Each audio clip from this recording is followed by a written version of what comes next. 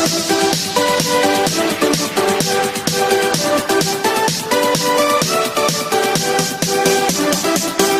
Morning प्यारे बच्चों, अपन 15.1 के सवाल आप लोगों को दिए थे, हो गए होंगे। आज अपन 15.2 बता रहे हैं। 15.1 के अंदर अपने सीधी समीकरण दी हुई हैं और 15.2 में समीकरण सीधी नहीं है, तो अपन समीकरण कैसे प्राप्त करेंगे उसके बारे में देखिए।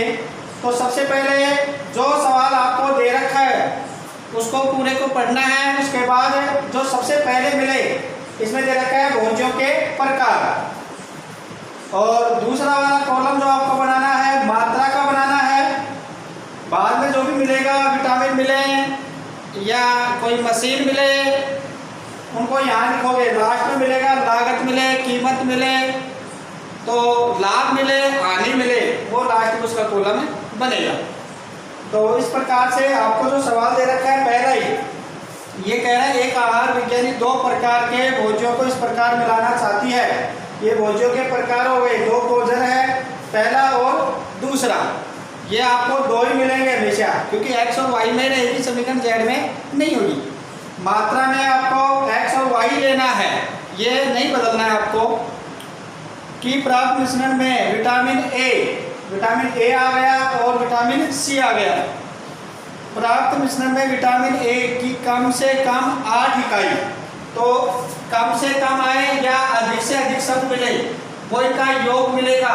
इनका योग मिलेगा 8 इकाई विटामिन ए का है, और सी में कम से कम 10 इकाई, ये इसका मान आ गया। इसको यहाँ रखेंगे, कम से कम मिलेगा या अधिक से अधिक मिलेगा, जो इनका योग मिलेगा वो यहाँ लिखना है। इसके बाद कह रहा है कि भोज्य फर्स्ट ये हो गया, इसमें विटामिन ए में 2 इकाई, तो फर्स्ट में और ए के सामने यहाँ लिखना है 2 इकाई। 2 इकाई प्रति किलोग्राम, तथा विटामिन सी में 1 किलोग्राम। तो फर्स्ट की बात हो रही है, तो फर्स्ट के सामने इसमें आ जाएगा सी के नीचे 1 सी में 1 किलोग्राम विद्यमान है। जबकि भोज्य सेकंड में विटामिन ए 1 इकाई, तो सेकंड आ गया, इसके सामने चलो ए के नीचे, ए में सेकंड वाले के ए में 1 इकाई है, और सी में है 2 इकाई, तो सी के नीचे आ गया और सेकंड के सामने। भोज्य पहला और दूसरा प्रति किलोग्राम खरीदने की लागत मिल गई 5 रुपए। पहले को खरीद रहे हैं, उसकी लागत है 5 रुपए, तो पहले के सामने आ गया, और दूसरे की जो लागत है ये है 7 रुपए। 7 रुपए। इस प्रकार से मिश्रण में न्यूनतम लागत ज्ञात कीजिए। तो न्यूनतम लागत पूछ रहा है, तो मिनिमम जेड, तो जहां से पूछ रहा है सवाल को, वो तो न्यूनतम या अधिकतम मिलेगा, या तो अधिकतम शब्द मिलेगा या न्यूनतम मिलेगा, वहां से जेड मिलेगा। तो मिनिमम जेड लागत से पूछ रहा है, तो इसको एक्स से गुणा करो, इसको वाई से गुणा करो, तो 5x प्लस का 7y।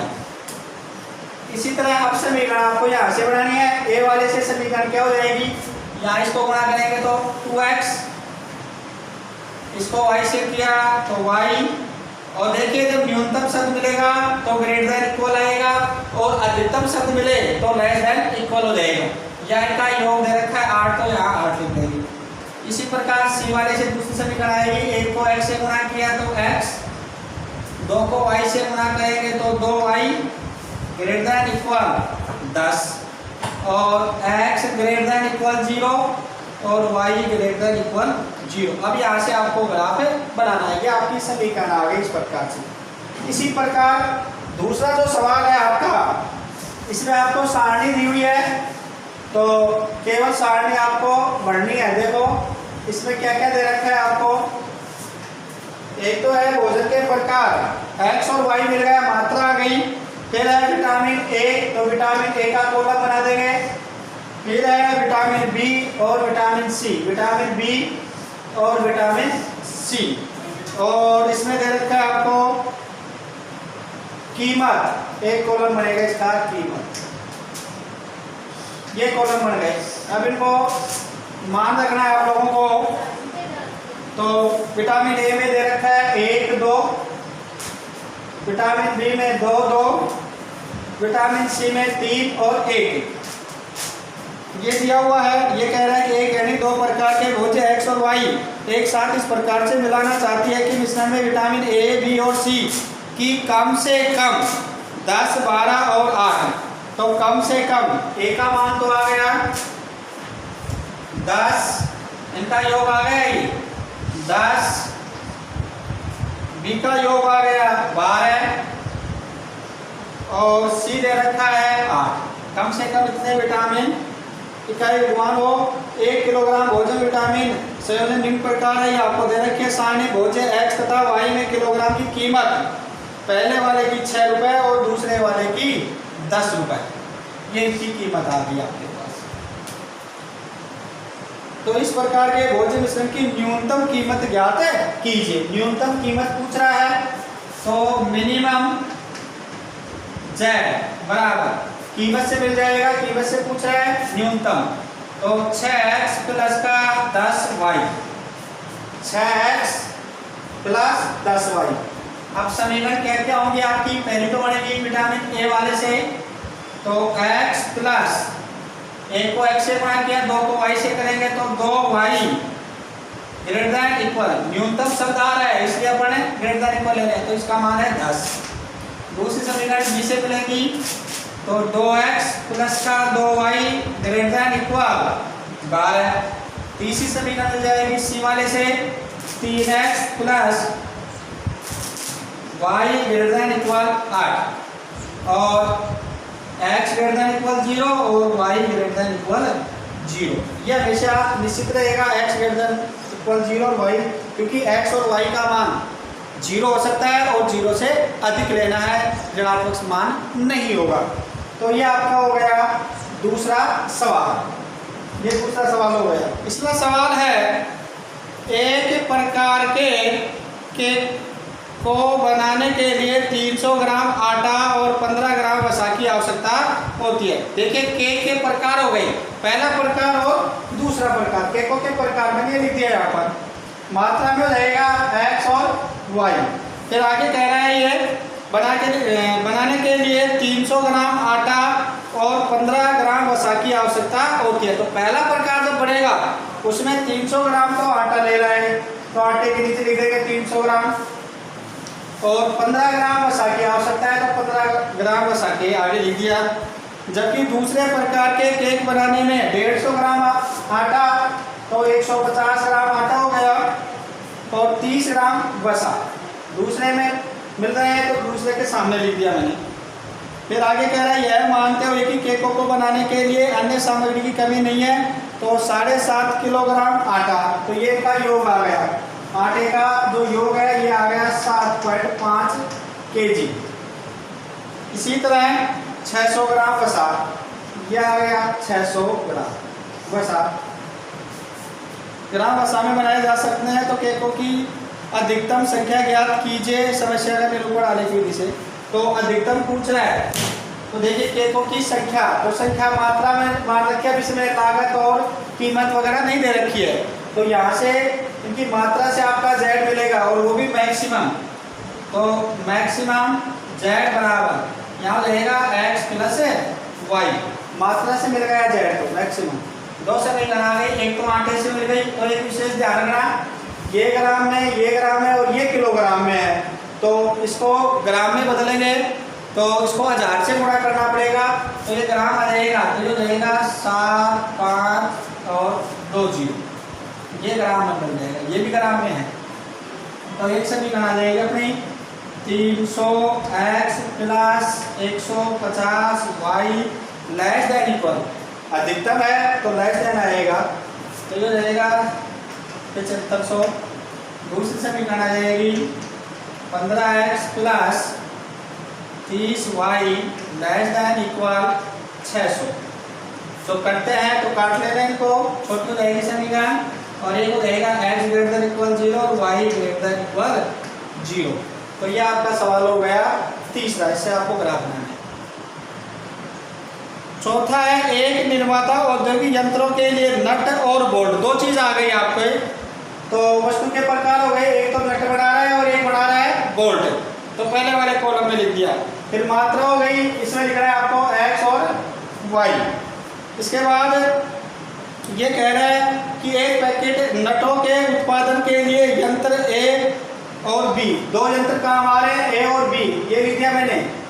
तो नट बनाने के, तो नट के सामने और A के नीचे ये लिखना है आपको। एक पैकेट नटों के उत्पादन के लिए यंत्र A पर 1 घंटा काम करना पड़ता है। तो नट बनाने के लिए A मशीन पे 1 घंटा काम किया और यंत्र B पर 3 घंटे। तो नट बनाने में 3 घंटे ले रहा है B मशीन के ऊपर, जबकि एक पैकेट बोल्टों के उत्पादन, अब बोल्ट आ गया तो बोल्ट के सामने लिखेंगे। बोल्ट का उत्पादन करता है एक 3 घंटे, बोल्टों के लिए यंत्र A पर 3 घंटे, तो यहाँ तो गया 3 घंटे तथा B पर 1 घंटा काम करना पड़ता है, जबकि एक पैकेट बोल्ट का उत्पादन के लिए 3 घंटे ये हो गया। निर्माता नट तथा बोल्टों के प्रति पैकेट लाभ मिल गया। लाभ को अलग बनाना है आपका कॉलम। तो लाभ आ गया इसका 2.5 रुपये और 1 रुपये, तो 2.50 और 1 रुपये लाभ मिल गया इनको। कमाता है यदि वह प्रतिदिन इन यंत्रों को 12 घंटे, दोनों को 12-12 घंटे चला रहा है, A को भी और B मशीन को भी 12-12 घंटे संचालित करता है, तो अधिकतम लाभ कैसा है? अधिकतम। तो ये लाभ हो गया, इसको मैक्सिमम करना है आपको। तो मैक्सिमम Z बराबर, तो यहाँ हो जाएगा 2.50x प्लस y। एक समीकरण आ गई A यंत्र से, तो x plus 3y less than equal 12 और B वाले से आ जाएगी 3x plus y less than equal 12 और x ग्रेटर देन इक्वल 0 और y ग्रेटर देन इक्वल 0। तो ये आपका कंप्लीट हो गया। पांचवा है एक व्यापारी पंखे तथा सिलाई की मशीन खरीदना चाहता है। तो वस्तु के प्रकार हो गए पंखे और सिलाई की मशीन, दो चीज वो खरीदना चाहता है। उसके पास निवेश करने के लिए केवल 5760 रुपये हैं। कितने रुपए हैं? 5760 निवेश करने के लिए। तो कुल कीमत इनको गुणा करेंगे मात्रा को, तो कुल कीमत हो जाएगी। तो निवेश करने के लिए इसका मान दे रखा है आपको कीमत का, तो कुल निवेश करने के लिए उसके पास रुपये दे रखे हैं 5760 रुपये निवेश करने के लिए, तथा अधिकतम 20 वस्तुओं को रखने के लिए उसके पास स्थान है। तो ये आ गया, ये वस्तुएं हैं, उनकी मात्रा है, तो ये 20 से ज़्यादा नहीं ले सकता। मान लिया कि x पंखे लिया है, y उसने सिलाई की मशीन लिया, तो उसको रखने के लिए 20 है। और लागत कितनी लगा सकता है वो? स्थान उपलब्ध। एक पंखे तथा सिलाई की मशीन की कीमत 360 और 240, तो 360 और 240 एक मशीन की कीमत है। x मशीन को गुणा करेंगे तो इतनी कीमत हो जाएगी, y सिलाई की मशीन है, उसको गुणा कर देंगे, तो उनको गुणा करेंगे तो कुल अमाउंट इतना आ जाएगा जितना कि वो खर्च करना चाहता है, इससे ज़्यादा नहीं खर्च कर सकता। फिर इसके बाद दे रखा है वह एक पंखे तथा सिलाई की मशीन को बेचने पर लाभ मिल गया। इसको तो 22 रुपये का लाभ मिलता है, इसमें मिलता है 18 रुपये का लाभ। यह मानते हुए कि व्यापारी जितनी वस्तुएं खरीदता है वे सभी वस्तुएं वह बेच सकता है अधिकतम लाभ अर्जित करने के लिए। तो अधिकतम लाभ पूछ रहा है, तो मैक्सिमम Z मिल गया आपको, मैक्सिमम Z बराबर, तो ये तो मिल गया आपको यहाँ से लाभ से, तो 22x प्लस 18y। एक समीकरण आ जाएगा, मात्रा से मिलेगी समीकरण आपको एक x plus y less than equal 20, लाभ है इसलिए लेस देन इक्वल आ जाएगा। दूसरी समीकरण यहाँ से आएगी 360x plus 240y less than equal 5760 और आपको लिखना है x ग्रेटर देन इक्वल 0 और y ग्रेटर देन इक्वल 0। अब इसका आपको ग्राफ बना के मान निकालना है।